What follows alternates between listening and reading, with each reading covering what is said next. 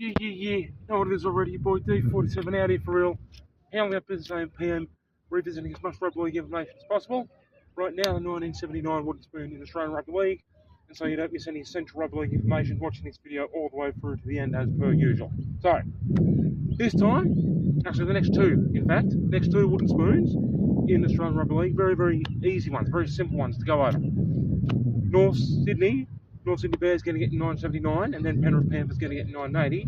They're very simple, but after that, it gets extremely complicated. So, right now, we'll just get the simple ones out of the way. Obviously, take a bit longer before I eventually get through the complicated 980 spoons. But for now, 1979. So, North, it's very straightforward.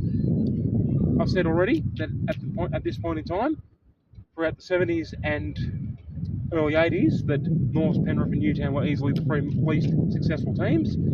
I've said already that Penrith did not make the finals once in the 1970s, North did not make the finals once in the 1970s, and Newtown made the finals once and once only in 1973, where they fell one game short of the grand final, losing that one to Cronulla 2011, the 1973 preliminary final.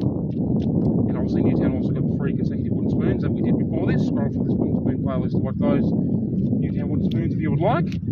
So, with Newtown avoiding the wooden spoon the next year, in 1979, they finished second last. They won 6 games to finish second last this time. It was only ever going to possibly be Penrith or North who did in fact get the spoon, and it just happened to end up being North. The next year, 1980, Penrith got it. So, you get the gist of it. They were the 3 least successful teams.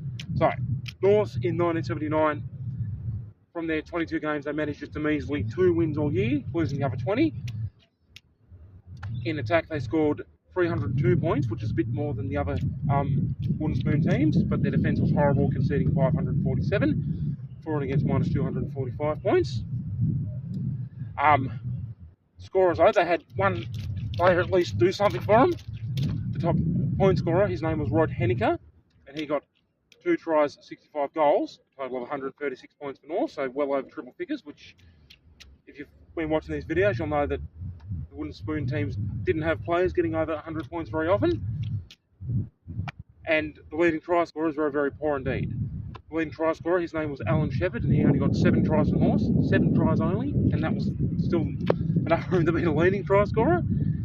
There was also a player called John Vandenberg, who got 6 tries for North in 1979, and another player called Bruce Foy, who got 5 tries for them. So, 3 leading try scorers not getting very much at all. So, then we just move into the moment in the sun, which is very simple. The only 2 games they did win. In round 5, 1979, North managed to beat Manly 2017 at Brookvale in a king-size upset, but that was the only away game that North won all year. And then in round 10, North managed to beat Eastern Suburbs 10 points to 3 at North Sydney Oval, and that was their one and only home win they had all year. So obviously after that round 10 win over East, there was 12 games left, so North then lost 12 consecutive games to earn the wooden spoon, and rightfully so. Then all that's left is the most embarrassing moment in the sun, and it just happens to be against the same team. Parramatta Eels, putting North to the sword twice in 1979. In round 8, Parramatta had towed up North 48 points to 17. And like I always say, tries used to be 3 points at the time. Parramatta put 10 tries past them in that one.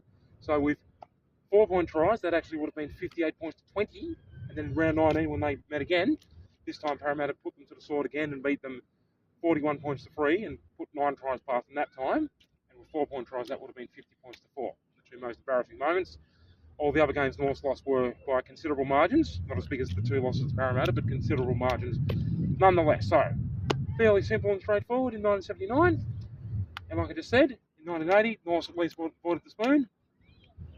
But it was Penrith who got it, so it was always going to be one of those 2. But then 1981 onwards, the wooden spoons get much more complicated. So there you go. Thank you so much for watching all the way to the very end. Thank you for continuing ongoing, pulverising, brutal level of support. Your boy all day, D47.